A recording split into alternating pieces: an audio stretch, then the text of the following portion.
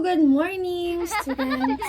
So, tapos naman tayo, di ba, sa mga safe water entries, aquatics activities. So, ngayon, pag-uusapan naman natin ang history ng swimming. So, first, let's define swimming. What is swimming? Swimming is an individual or team racing sports that requires the use of entire body to move through water.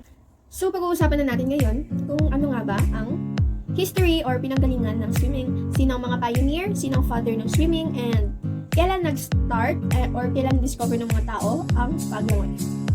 Archaeological and other evidential swimming to have been practiced as early as 2500 BCE in Egypt. In Greece and Rome, swimming was part of martial training. Swimming is also part of elementary education for males.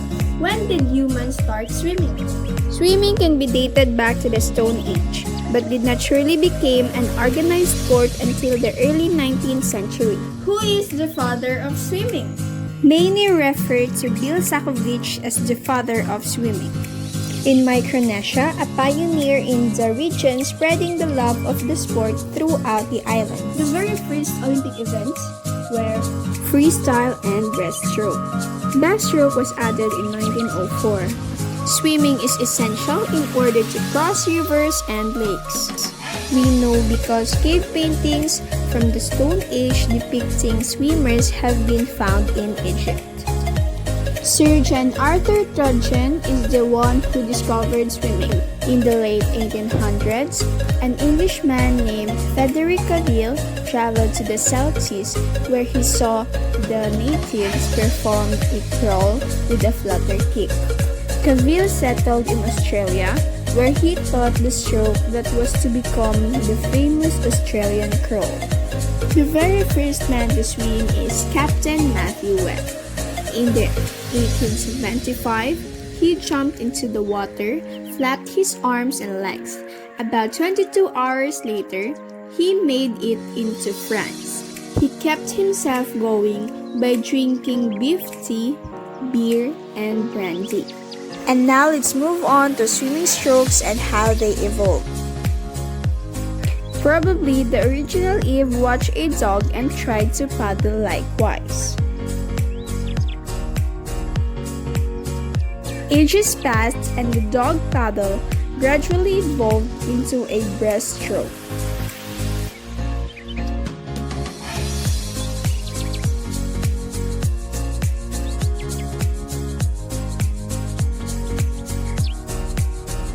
The search for speed brought the side stroke.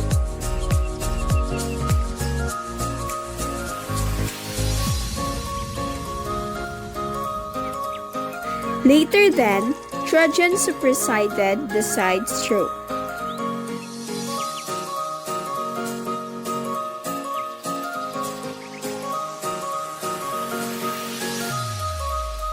Further progress occurred when the crow stroke was discovered. The legs are kept close together with an up and down thrush, thus lessening the resistance to forward movement. The curl developed and speed became still greater.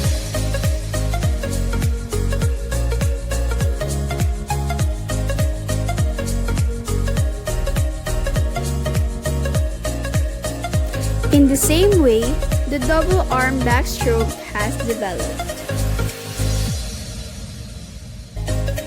Into the back curl.